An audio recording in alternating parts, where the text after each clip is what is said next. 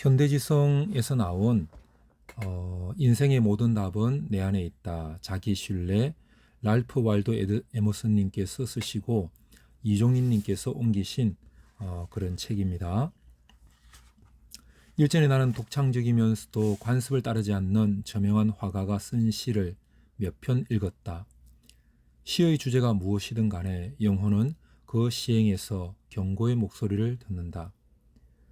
시가 일으키는 정서는 그것이 표현하는 사상보다 더 중요하다.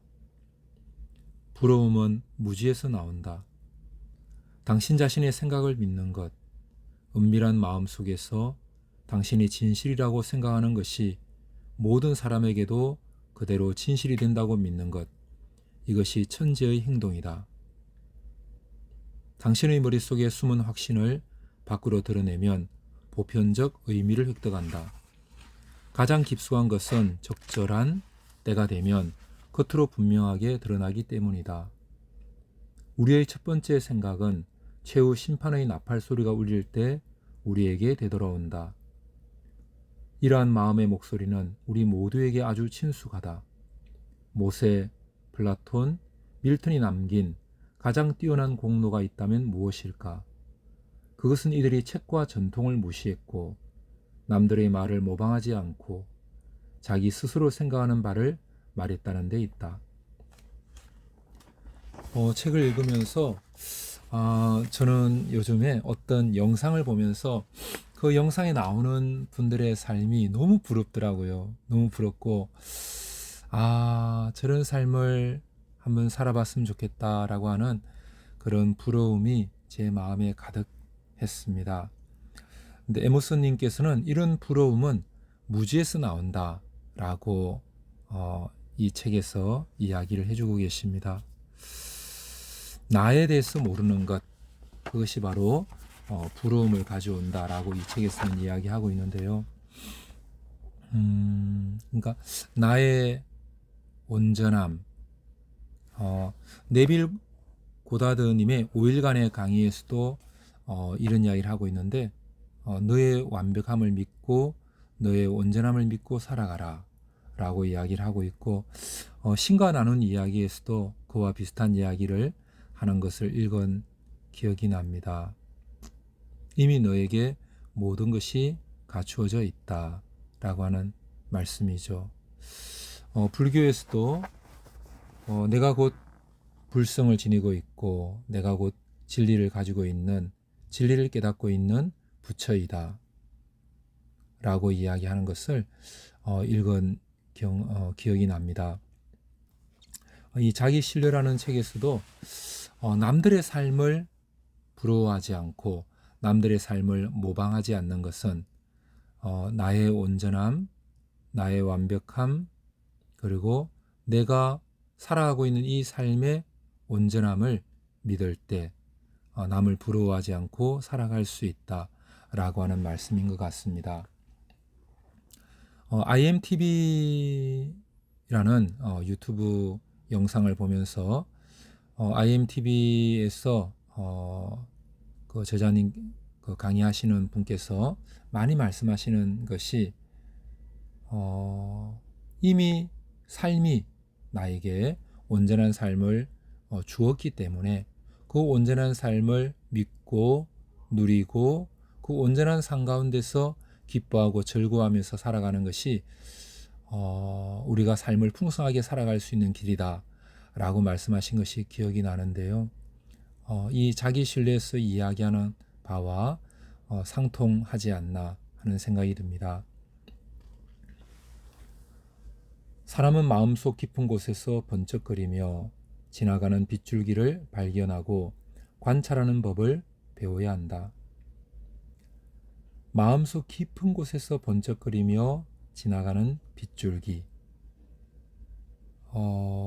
러블링님이라고 우리 유튜브를 운영하시는 분께서 계신데 러블링님께서 이렇게 단톡방에 자연의 모습, 나무와 꽃의 모습을 올려주실 때가 자주 있습니다. 그 자연을 보면서 기뻐하시고 평화를 누리시는 그런 모습들을 많이 엿볼 수가 있는데요. 저도 그 나무 잎을 보면서 꽃의 아름다움을 보면서 기쁨을 느끼고 또 마음에 평안이 올 때가 많이 있습니다. 근데 이 자기 신뢰의 저자는 그런 나무, 꽃만이 아니라 내 마음속 깊은 곳에서 번쩍거리며 지나가는 빗줄기를 발견하고 관찰하는 법을 배워라 라고 이야기를 하는 것 같습니다. 내 마음속에서 번쩍거리며 지나가는 빗줄기. 각 개인에게는 음유신이나 현자들에게서 나오는 하늘을 가로지르는 불빛보다 자기 마음속에서 샘솟는 한 줄기 빛이 더 중요하다. 내 마음속에서 샘솟는 한 줄기 빛이 더 중요하다. 하지만 사람들은 그것이 자기에게서 나왔다는 이유만으로 그 생각을 별로 주목하지 않고 그냥 무시해버린다. 천재들이 남긴 모든 작품에서 우리는 스스로 거부해 버렸던 생각을 발견한다. 낯설지만 장엄한 모습으로 그 생각들은 우리에게 되돌아온다. 사람들은 그것이 자기에게서 나왔다는 이유만으로 그 생각을 별로 주목하지 않고 그냥 무시해버린다. 나에게서 나왔기 때문에 중요하지 않을 거야. 플라톤이 말했으면 중요하고, 칸트가 말했으면 중요하고, 김미경 선생님이 말씀하였으면 중요하고, 김창욱 선생님이 말씀하였으면 중요하고, 내가 말했으면 중요하지 않다라고 하는 것은 나에 대한 무시, 나의 존귀함을 외면한 것 같습니다. 외면한 결과라고 이 책에서 이야기해주고 있는 것 같습니다. 플라톤의 말처럼 중요한 것이 내 생각이고 내 말이다. 칸트의 말처럼 귀한 말이 바로 나의 말이다. 라고 하는 것 같습니다. 김미경 선생님이나 김창욱 선생님처럼 소중한 생각이 바로 나의 생각이다. 이런 말씀으로 여겨집니다. 위대한 예술작품들이 우리에게 전하는 가장 감동적인 교훈은 이것이다.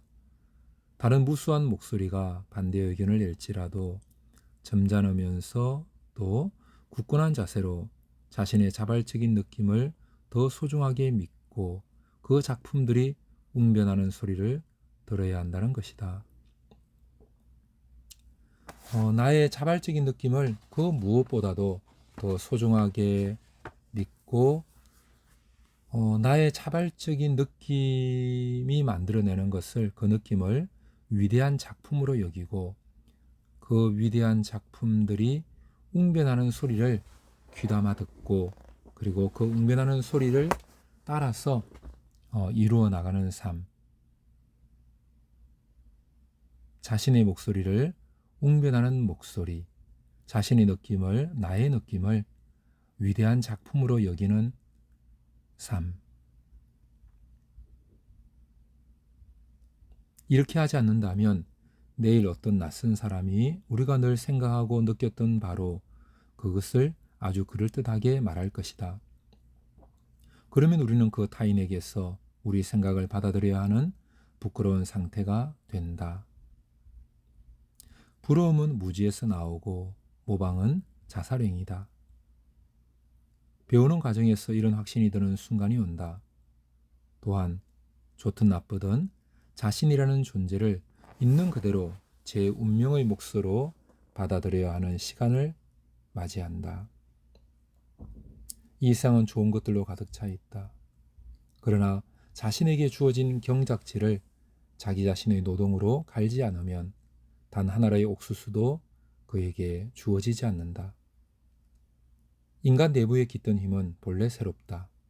그 새로움 때문에 인간은 자신이 무엇을 할 수 있는지 예상하지 못하는데 직접 뭔가를 해보아야만 비로소 자기 능력을 알게 된다. 내가 경작해 보아라 라고 하는 이야기 같습니다. 이 세상이 좋은 것들로 가득 차 있는 것을 알고 그 좋은 것을 볼 줄 알고 이 세상에 있는 좋은 것들을 발견하고 그 좋은 것들이 나에게 얼마나 기쁨을 주는지를 알고 이 세상이 나에게 얼마나 행복을 주는지 알고 그 행복의 밭을 경작하고 기쁨의 논을 일구고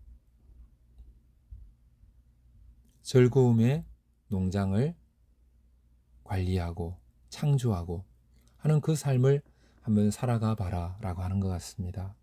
내가 씨를 뿌리고 내가 물을 주고 내가 키우고 내가 열매를 따는 그런 삶을 살아가 봐라 라고 하는 것 같습니다.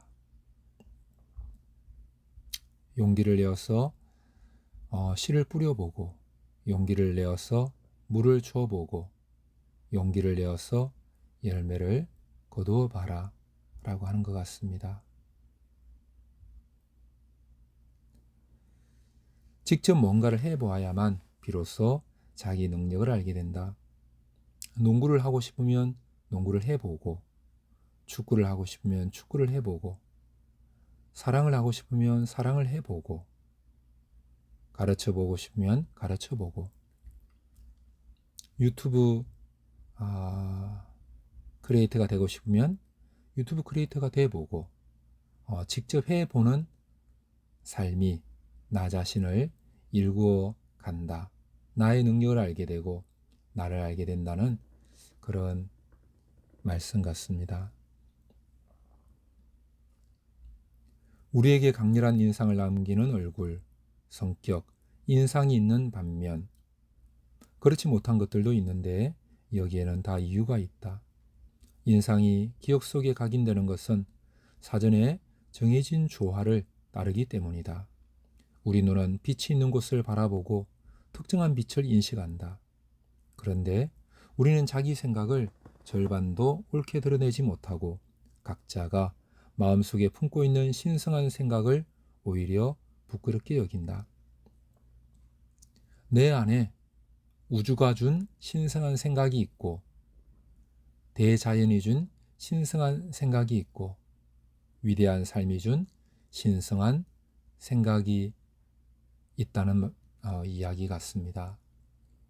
내 안에서 일어나는 생각을 신성한 생각으로 받아들이고 그 신성한 생각을 귀하게 여기고 그 생각을 따라서 손을 움직여보고 발을 움직여보고 삶을 살아가 보아라는 그런 이야기 같습니다. 하지만 부끄러워하지 말라. 그 신성한 생각은 자기 형편에 알맞고 확실히 좋은 결과를 가져올 것이기에 충실하게 밖으로 표현해야 마땅하다. 내 안에서 일어나는 생각을 신성한 생각, 위대한 생각, 온전한 생각으로 여기고 밖으로 표출해보고 실천해보고 일구어 가보는 삶을 살아가라 라고 하는 말씀 같네요. 신은 급쟁이가 그분의 역사를 드러내도록 두지 않는다. 급쟁이가 되지 말라는 말 같습니다. 내 안에서 일어나는 생각을 부끄러워하고 내 안에서 일어나는 생각을 나는 행동으로 옮길 수 없을 것이라고 생각하지만 하는 것은 급쟁이의 삶이고 급쟁이가 되면 아무 역사도 이룰 수 없다는 그런 말 같습니다. 내 생각을 내가 행동으로 옮길 수 있고 그것이 내 삶 속에서 이루어질 수 있다는 용기를 가진 사람, 그 용기를 가진 사람을 통해서 신은 역사를 일구어 나간다는 말씀 같습니다. 인간은 자기 일에 온 정성을 다하고 최선의 노력을 기울일 때 비로소 위로를 느끼고 즐거움을 얻는다. 하지만 그런 정성과 노력이 없는 말이나 행동은 그에게 마음의 평화를 안겨주지 않는다. 그것은 건져낼 능력이 없는 구원일 뿐이다. 급쟁이가 되지 말라는 말씀. 행동을 옮기지 않고 정성도 없고 마음을 다하지 않는 삶이 바로 급쟁이의 삶이 아닌가 하는 생각이 듭니다. 온 마음을 다해서 내가 생각한 바를 일구어 나가기 위해서 죽음이 와도 좋다는 마음으로 장비가 눈 아래 박힌 화살을 뽑아서 그 화살을 그 눈알을 먹어버리듯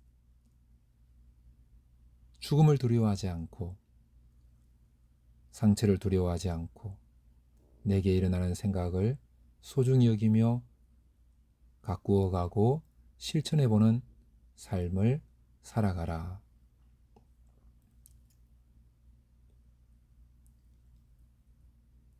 그것은 건져낼 능력이 없는 구원일 뿐이다.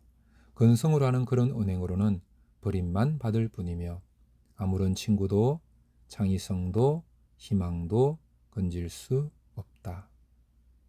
진정한 친구, 나의 창의성, 희망, 이것은 나에게 일어나는 생각을 위대한 생각, 온전한 생각으로 여기고 내게 일어나는 느낌을 온전한 작품으로 여기고 삶에서 실천해 보면서 정성을 다할 때 내 삶의 진정한 친구, 내 삶의 창의성, 내 삶의 희망을 가질 수 있다는 말씀 같습니다. 낭독해 주시고 들어주셔서 감사합니다.